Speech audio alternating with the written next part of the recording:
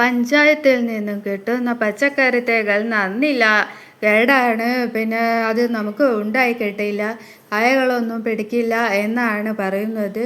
അപ്പോൾ അത് ശരിയാണോ ഇല്ലയോ എന്ന് നമുക്ക് നോക്കാം. അപ്പോൾ എൻ്റെ ഈ ചാനൽ കണ്ടിട്ട് ലൈക്ക് അടിക്കണം, സബ്സ്ക്രൈബൊക്കെ ചെയ്യണം, സപ്പോർട്ടൊക്കെ ചെയ്യണേ. ഇത് കണ്ടില്ലേ, അത് പഞ്ചായത്തിൽ നിന്നും ലഭിച്ച കൃഷി തൈകളാണ്. പച്ചമുളകുണ്ട്, തക്കാളി, പയറ്, വഴുതിന, പിന്നെ വെണ്ട ഒക്കെയുണ്ട്. പക്ഷെ വെണ്ട തൈ എന്നോട് പോയി അതിൻ്റെ പരിചരണ സമയത്ത് ഒടിഞ്ഞു പോയതാണ്. വഴുതനയും പിന്നെ തക്കാളിയും ഒക്കെ നല്ല പോലെ ഉണ്ടായിട്ടുണ്ട്.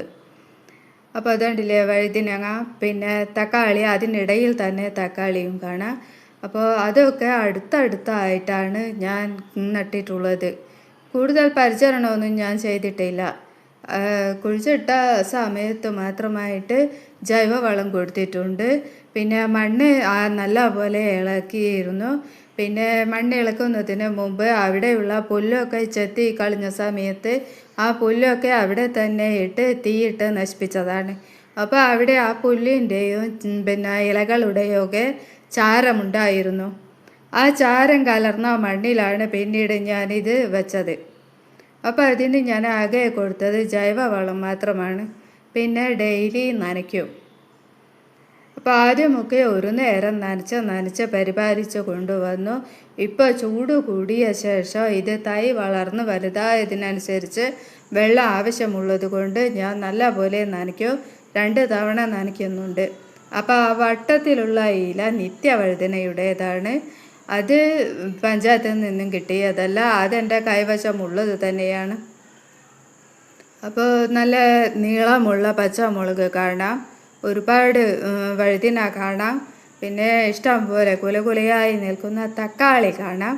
ഇതൊക്കെ എൻ്റെ അടുക്കളത്തോട്ടമാണ്. അപ്പോൾ പഞ്ചായത്തിൽ നിന്ന് കൃഷി തൈകൾ തന്നെ നേരിട്ട് തന്നതാണ്, അല്ലാതെ വിത്ത് തന്നതല്ല. തൈകൾ ട്രേയിലാക്കിയ ഒരു കുഞ്ഞു ട്രേയിൽ തന്ന തൈകളാണ്. അപ്പോൾ ആ ട്രേ മാറ്റി അതിനുള്ളിലുള്ള ആ മിശ്രിതമല്ലേ, പോട്ടിംഗ് മിശ്രിതം, ആ മിശ്രിതത്തോടെ തന്നെ ഞാൻ ചെറിയ കുഴിയെടുത്ത് അതിൽ വെച്ചതാണ്. അപ്പോൾ അത് വേറൊന്നും ഇളകാതെ തന്നെ ആ തൈ കുഴിയിൽ വെച്ച് അങ്ങനെ ചെറിയ തോതിൽ നനച്ച് പരിപാലിച്ചെത്തിച്ചു. അപ്പോൾ ഇവിടെ നമ്മൾ വർഷങ്ങളെ കാണാത്ത ഒരാളെ കണ്ടോ, തുമ്പി, മഞ്ഞ കളറിലുള്ള തുമ്പി. അത് അവിടെ തൈകൾക്ക് കുത്തു കൊടുത്ത തണ്ടിന്മേൽ വന്ന് നിന്നതാണ്. പിന്നെ പയറ് കൊടുത്തത് പടർത്തിയിരിക്കുന്നത് അവിടെയുള്ള ഒരു ഇലഞ്ഞി മരത്തിൽ. ഇത് പക്ഷികൾക്കുള്ള വെള്ളമാണ്. അപ്പോൾ ഞാൻ പയറും വഴുതിനയൊക്കെ നനച്ച് വന്ന ശേഷം പക്ഷികൾ ഒരുപാട് വന്ന് അതിനുള്ളിൽ ഇവിടെ തത്തിക്കളിക്കും, കലവില കൂടിക്കൊണ്ട്. അപ്പോൾ എനിക്ക് തോന്നി അവർക്ക് വെള്ളം വേണമെന്ന്.